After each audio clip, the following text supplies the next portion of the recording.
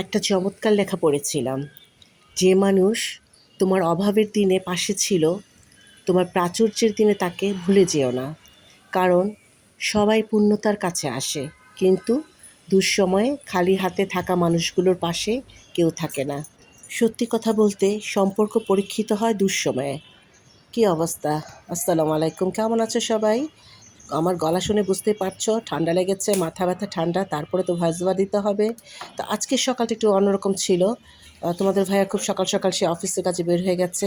দেন আমিও আজকে সকাল সকালে ঘুম ভেঙে গেল। উঠে ফ্রেশ ট্রেশ হয়ে কাছে একটু বারান্দায় গেলাম। বারান্দা থেকে গাছগুলো এনে জায়গা মতো একটু সেট করবো, বিছানাটা গোছাবো, দেন আমার নাস্তাটা করব। তো এভাবেই আজকের ভিডিওটি আমি সাজিয়েছি। আশা করি তোমাদের ভালো লাগবে। তো তোমাদের সকালটা কার কেমন করে কাটলো ছোট্ট করে একটু কমেন্টস করে জানাতে পারো। মুখ ধুয়ে আমার সকালের স্কিন কেয়ার রুটিনটা হচ্ছে একটু সিরাম দিই আর একটু ভ্যাসলিন ঠোঁটে দিয়ে দেন আমি হচ্ছে আমার কাজে চলে যাই।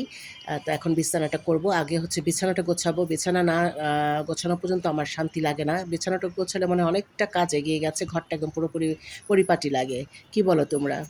তারপরে কিছুক্ষণ বসে কমেন্টসগুলো কে কী কমেন্টস করেছে সেগুলো দেখলাম, লাইক কমেন্টস করলাম, শুভ সকাল জানালাম অনেক বন্ধু-বান্ধবদের।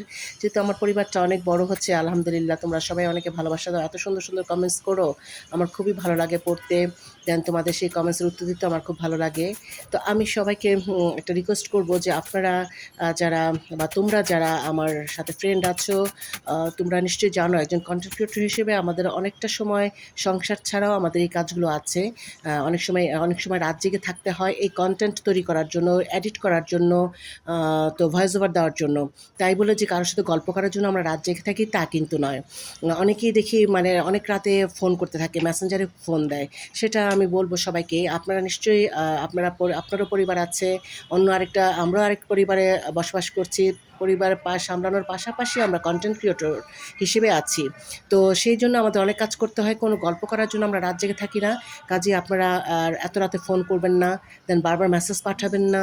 এতে করে আমরা যখন একটা ভিডিও ভয়েস ওভার দিতে নেই, সেখানে ফোনের রিংটোনটা চলে আসে, তারপর আপনাদের মেসেজের টুংটাং শব্দ চলে আসে। এগুলো কিন্তু আমাদের জন্য মানে কী বলবো, আমাদের জন্য তো বিরক্তকর, দেন আমাদের কাজটা আরও বাড়িয়ে দেয়। তখন দেখা যায় সেই ভিডিওটা বা ভয়েস ওভারটা আমার এডিট করে আবার আপনার এটা বন্ধ করে যেই ফোন করেছেন সেই রিংটোনটা বন্ধ করে দেন আমার আবার নতুন করে ভয়েস ওভার দিতে হয়। তো এরকম করে দেখা যায় অনেকটা সময় লেগে যায়।